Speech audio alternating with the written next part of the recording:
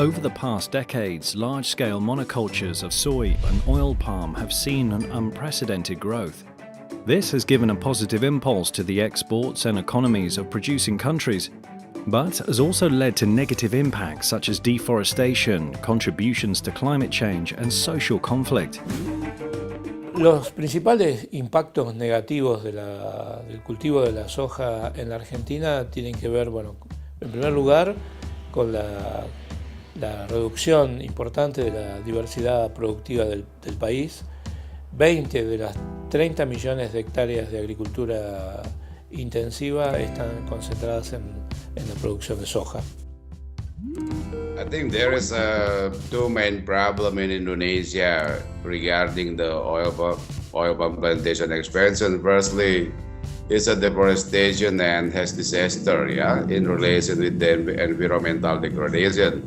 And the second main problem in Indonesia is land grabbing and social conflict.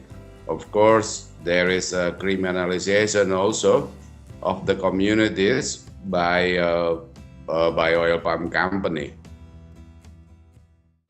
The negative impacts have triggered civil society organizations to push and at times cooperate with the private sector and governments to improve legislation, promote responsible land use, and set up certification mechanisms like RTRS and RSPO to work towards making the supply chain more responsible. In general perspective, there is positive, but there is limitation on the RSPO. RSPO can effective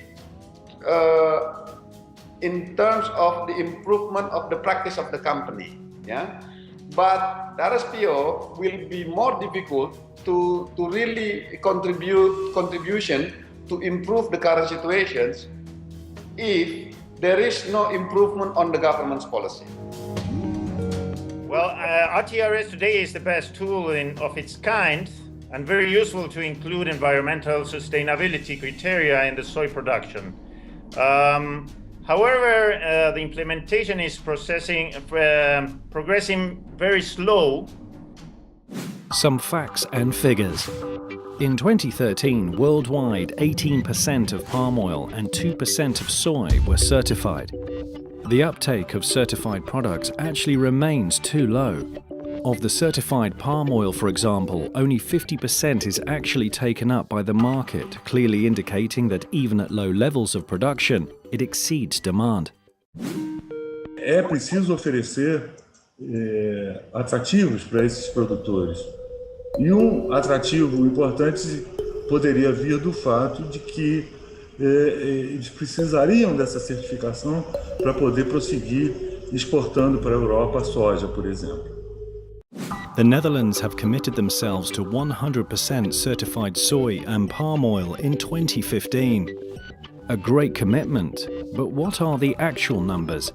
In 2013, 61% of Dutch palm oil consumption was RSPO certified, and 25% of the 2.4 million tonne of soy that is used and processed into food and feed in the Netherlands was certified. Why is the process lagging behind? Even though some companies have made good progress to attain 100%, others tend to choose for the cheapest options or are not moving at all. Now let's do a counting exercise. How much more would the consumer have to pay if we use feed with RTRS certified soy? Per kilo of cheese? Per kilo of meat? Per egg? These are very low additional costs. Can these costs not be borne in the value chain? The countries like the Netherlands with this kind of strong commitments are very important for setting a clear objective, and it's very important that now the Netherlands stick to this objective and keep on its promise. We think European countries have to take the lead and push for higher demand for RTRS certified soy, and for sure avoid other standards that are weaker. We should push harder for the uptake of certified soy and palm oil in Europe and beyond. However, it is also clear that there are still inherent problems with the implementation, and even when these are solved, certification alone will not be the solution. More supportive policy is needed to address the social and environmental problems and making headway on land use decisions, on implementation of laws and regulations, and finally on farmers' and companies' behavior for palm oil and soy production to become more responsible. Los cambios asociados con la expansión de la soja en la Argentina han sido tremendamente rápidos. Sin embargo, los cambios vinculados con la preservación de los ambientes que son impactados por la soja, por el contrario, han sido tremendamente lentos, y hoy nos encontramos frente a una situación de sistemas altamente impactados, pero con un esfuerzo de conservación considerablemente bajo. Thus, RSPO brave to suspend the membership of oil palm companies who burn the land or burn the forest.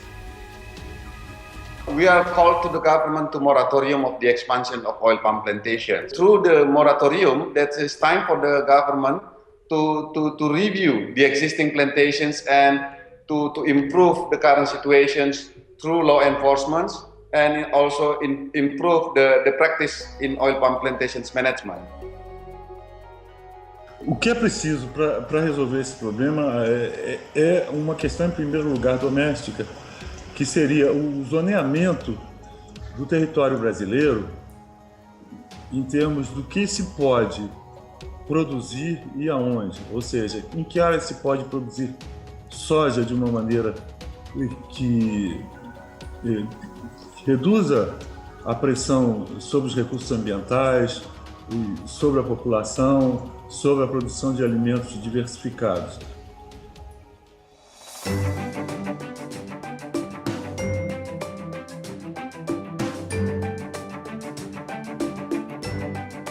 I think it will be important for the countries that produce the soy and the countries that buy our soy to have a complete understanding of the problems and to make an effort to promote certification, to make the certification more important in terms of the quantity and also more effective in terms of the area that it covers.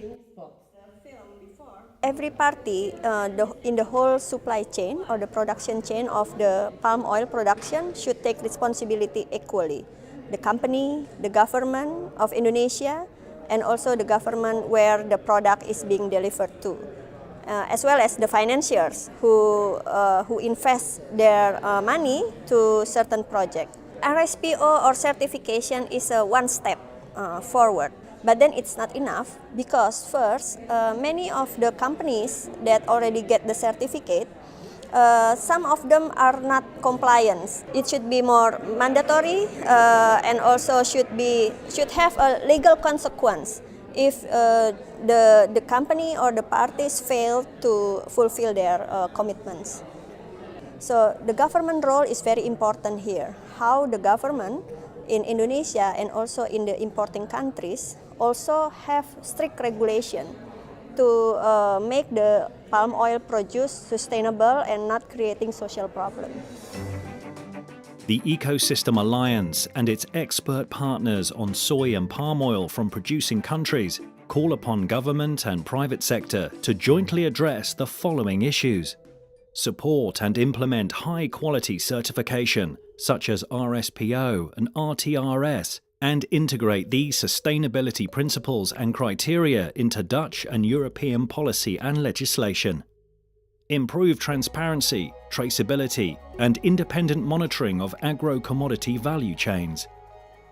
Improve financial instruments and mechanisms to promote and support sustainability throughout the agro-commodity value chain. As NGOs from consuming and producing countries of soy and palm oil, we commit to help implement these recommendations and provide our professional networks, knowledge and tools to support the actions called for. I think in the Netherlands we have made good steps with the private sector, government, private sector, NGOs, to make sure that more sustainable soy and more sustainable palm oil is used, but we need to do better. Additional effort is needed in producing and consuming countries to bring about positive change in the landscapes and value chains of soy, palm oil and other agro-commodities.